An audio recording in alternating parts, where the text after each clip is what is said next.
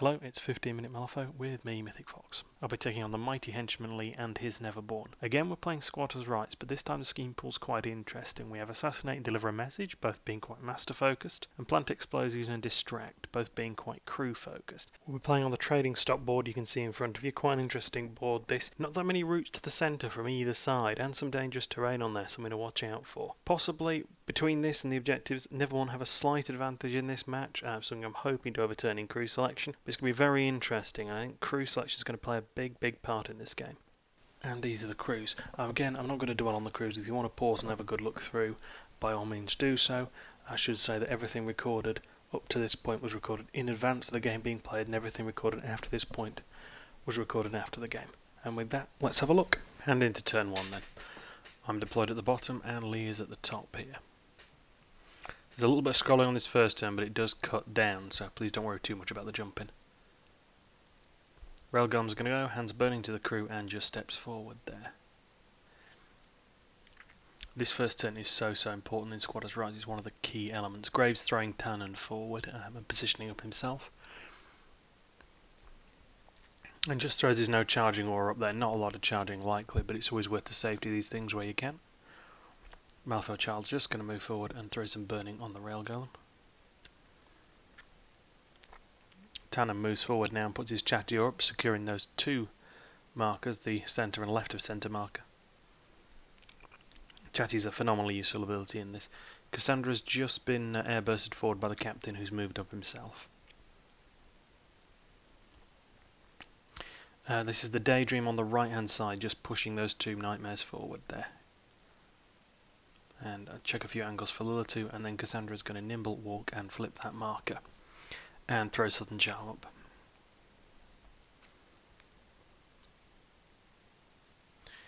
Lee's just reviewing his options here, and the Madness is going to go. He's going to position himself here just there. And I think it doesn't quite get where it needs to be, so it moves again, just to threaten that marker in the centre. Johan positions and Lilith's going to move up as well. A lot of just positioning in this first turn.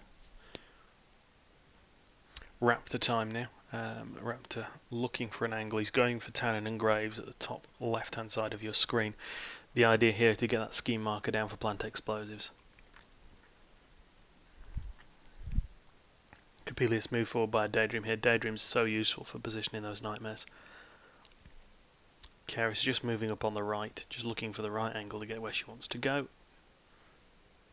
And it's going to wind up being 3 walks and a quick flare pulse, just to hand out some burning, just in case you can catch anyone nearby.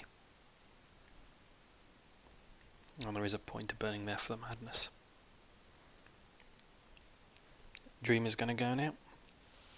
Dreamer's a summoner in this edition, and I think a lot of people miss the summoning.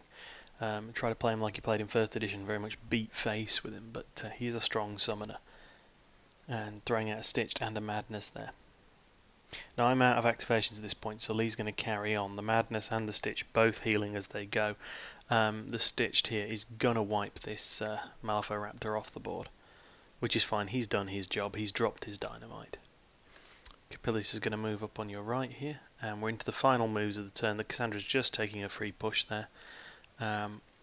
Counting up, I get 3 points there for Plant Explosives. And we're drawing hands for turn 2. Amazing hand, you'll see in the bottom right hand corner for me there. And the initiative, which is always nice. Now Karis is going to lead, and we're looking for options here about how to proceed. I've got quite a strong hand here, and Lilith is a little bit frightening, so we're going to throw some burning at it with Flaming Halo, and just Red Joker it off the board,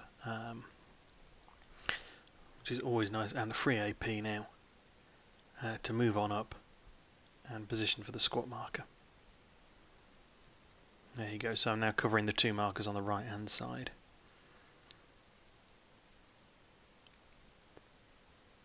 And a little bit burning from a burning pulse just at the end of the move, and the Daydream at the top there has just pushed Capelius into Karis. Capelius goes and delivers the message, and that's 3 points for Lee. Captain now. Captain is going to air burst Capelius and throw him over there, and move up and claim that squat marker for me. So I'm now locked in for two markers for a point for squatters. Madness is just going to go give Cassandra a cuddle and distract her.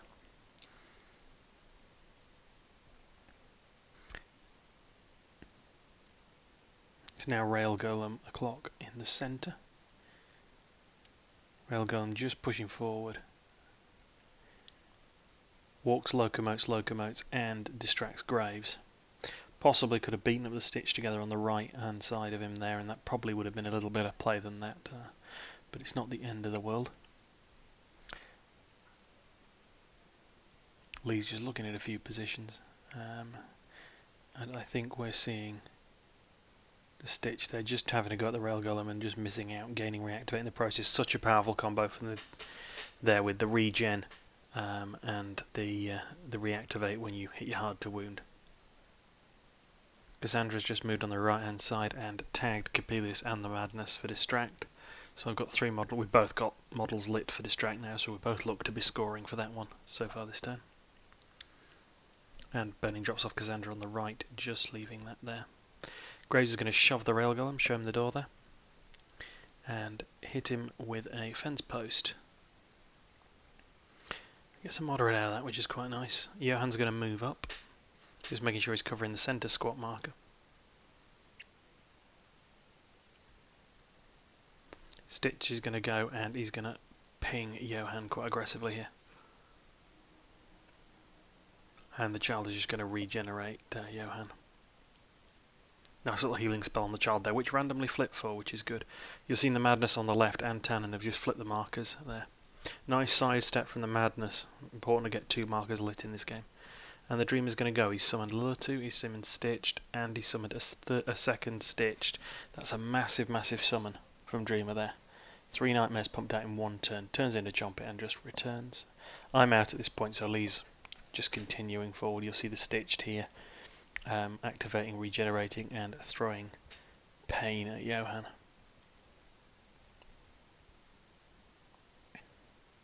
A little bit of positioning, and we're done. That's the end of the turn.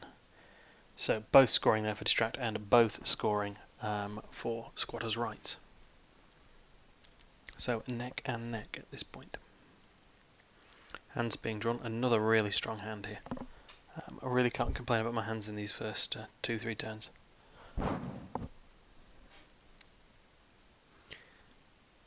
So just getting in on the initiative there.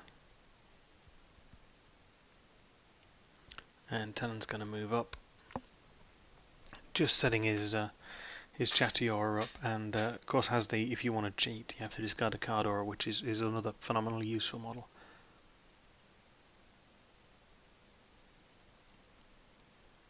Rail Golem is going to go. Makes a bit of a mistake here and hits Graves. Probably not what he should have been doing, to be honest. He will locomote though and go for Tannen. And Black Joker's his second locomotion, having missed the original attack. Now that is one of the big risks with a Railgun, why you don't see many of them at the top tables, because when you do hit that Black Joker in the wrong place, it shuts the model down.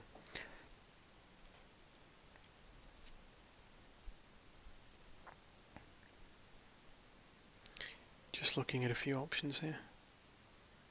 Johann in a really awkward space now because that long melee range counting against him, unable to charge into a Stitch together there. And so just moves forward here and swipes at the Stitch, trying to just do something to kill some of these Stitched off. Probably should have just wailed on Graves. Madness there next to Cassandra just went defensive. Captain's going to go. Just looking for the right move. So he's going to air burst himself. And punch a Stitched with a Relic Hammer. Stitched are constructs, so Relic Hammers getting all the positive flips. Not that it matters, it's 2 hits to kill one regardless. And that's the dead Stitched. So the other Stitch is going to move up. Just check his range.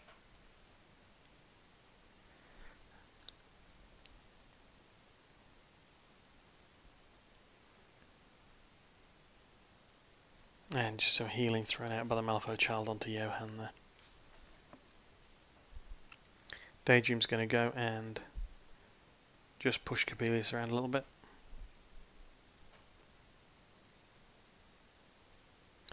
And it's time for Keris to move. Keris here just throwing a little burning onto Cassandra and using that to trigger the push, which will throw those nightmares out of the way. Just trying to unjam Cassandra at this point, whilst also keeping the marker controlled. So just moves and repositions here. Not a good move from Keris, this.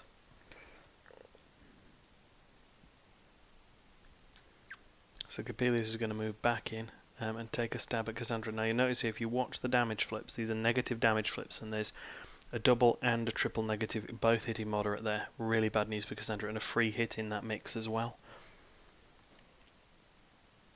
So Cassandra taking a lot of damage off Coppelius.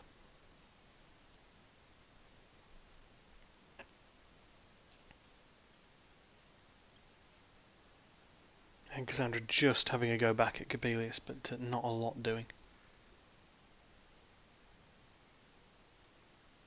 And a stitch there, just throwing some damage onto the rail golem. Difficulty here for the rail golem is even when it succeeds, if it was to succeed, it would damage the stitch and give it reactivate, and there's a real dilemma with those stitch. They're very nice for that. Dreamer's just paralysed the rail golem, and that effectively takes the rail golem out of the game.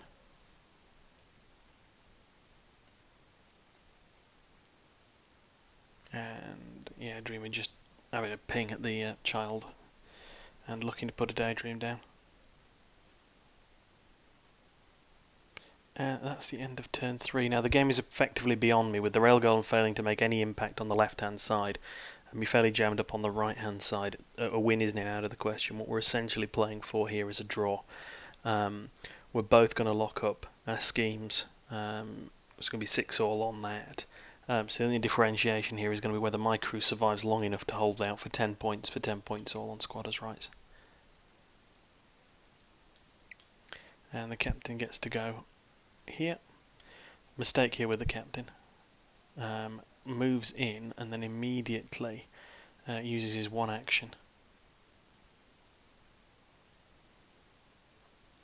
Now possibly not. It's an awkward one, this one. It might have been cleaner to hit a couple of stitched here, but does just use his time to push those models out of the centre, off that marker. He now has one casting expert action left. Not overly useful, but just throw some burning on Keris because it's never bad, and just looks to see if we can get Keris in a good space. There isn't really another option with this. It's fairly minimal. Possibly should have thrown it at the Daydream just to kill it off, but there you go. Mr. Graves now moves up, and he's going to show the captain the door. Captain wants in a cactus, and then hit with a lump of wood. Captain taking his defensive trigger to push away from Graves there. Just looking at a few angles now. Railgun's going to go put his just unparalyzes, so his melee range comes back up, just creating some control points around there, forcing these models to at least look at disengaging. Madness flipping the centre squat marker, broadly irrelevant at this point. Child's going to go. Or maybe Keris. Yeah, Keris is going to go and grab and drop Coppelius. Coppelius making a work for it there and just grabs him and moves him well out of a position. Just really to try and save Cassandra from taking another few hits from him.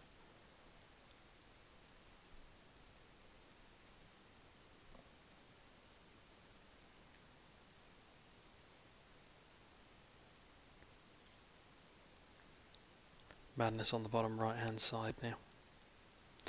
Just moves up to continue to pressure that squat marker. It's all about markers on here. And this is where activation control really kind of kicks in. Malifaux Child just throwing some healing at Cassandra, just pick her up a little bit. Activation control at this stage is amazing. You sort of really start to suffer under the weight of AP and the weight of activations. Lee's really in control of the game now. Let's stitch together there, just failing his attack on Cassandra and going down to 1 wound, but of course gaining reactivate in the process. Tannen's going to go on the left hand side, fails to kill the rail golem, and just puts an aura up. And Lilith now is going to finish off this rail golem. It's been dead for over a turn, so there's not really a change to the game there. Just making sure it's not going to do anything in turn 5. And some positioning now. Daydream has just moved up, and the captain is considering. And Daydream there. Sorry, Dreamer there. Dreamer just looking at his position and throwing a couple of Alps out. Another great set of summons there from the Dreamer. And this is just more bodies on the table, more AP, more activations. And this is what a summoner can do when the summoning really hits its stride. It really pushes. And Lee firmly in control now on activations. Madness is going to finish off, or it might have been the Stitch is finishing off Cassandra on the right hand side, so Cassandra is dead. And Karis just taking a little bit of damage off a Stitch there as well. So we're into turn 5, and now it essentially does become, can I hold on to these 2 markers more now more than ever. I've got the captain there, I've got Karis, and I've got the Malifaux child, who is not going to survive very long. So Karis goes first. She just uses a pulse to try and buy us some space. Pings burning onto the captain and forces the models into a bit of breathing space. And there we go. Finishes that Stitch together off because she might as well. Has an AP now.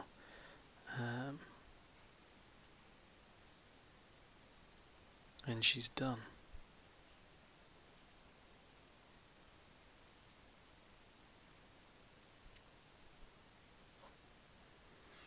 Various bits and pieces of positioning here from Lee. Lots of pushes, lots of movement control in this game. So Lilith is going to move up and going to attack the squishy little Malifaux child, who isn't really going to achieve much, and he is done. So move from the captain now. He's just going to get to a position where he can cover both markers. Really trying just to hold on for the game here.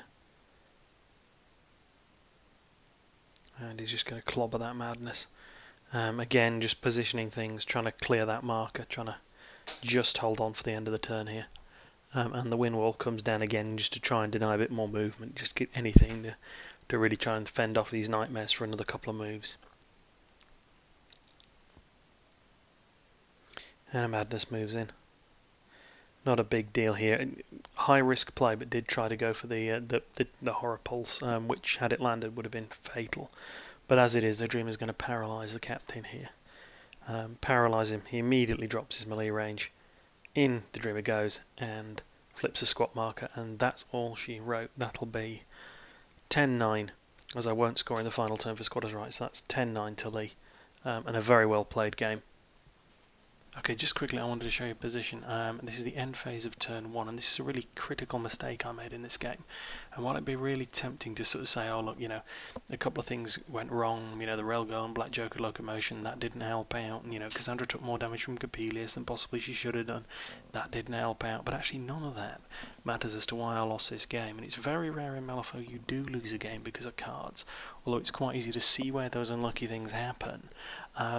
Really, it's always decisions that cost you the game, and this decision is my critical error for the game. You'll see Karis here, positioned by the exit to this building. Now, the mistake I've made here is Karis is not covering the squat marker above her with a melee range, and that's really critical, because what that means is, if I move Cassandra away, Cassandra gets a free push at the end of the end of turn 1 in this end phase. If I push Cassandra away to the squat marker next along the line to the left, she's no longer covering that squat marker on the right hand side. So I have to leave her in position here, rather than push her over to that squat marker in the middle. Now what does that mean? It means that the captain then has to flip it himself during his turn, and Cassandra is trapped over here on the right. Meanwhile, Karis moves across to the middle as well. Now what I really want is Cassandra on this squat marker in the middle, so she can throw blasts and burning into the stitch togethers up on the top left hand corner of your screen, and the captain is then free to act. Meanwhile, Karis can finish off the stuff that's been left for on the right hand side. As it is, I have to have Karis on this middle marker, the captain with her, and Cassandra fending off really ineffectually against those models around her. And that positioning really causes me all sorts of problems throughout the game. And that mistake, just such a little mistake, is so critical to this game. And when you do play Squatters' Rights, what you've got to be really careful of is it's a game that's commonly decided probably in the opening activations of turn 2, turn 1, up and through to the first few activations of turn 2. At that point, you've pretty much determined what's going to happen with Squatters' Rights, and that is ample opportunity for anybody to lose the game, especially with a scheme pool like this one. So there it is. That's my little error. You can see that on there. And that's the key thing I want to bring out of this game, is how important it is to position right on these markers early in the game, because it will just set you up with so many problems if you get it wrong. And there we have it. That's a rather longer than planned 15-minute Malifaux. So I do want to hear your thoughts. Please get in touch, and other than that, I will see you next time on 15-minute Malifaux. Thank you.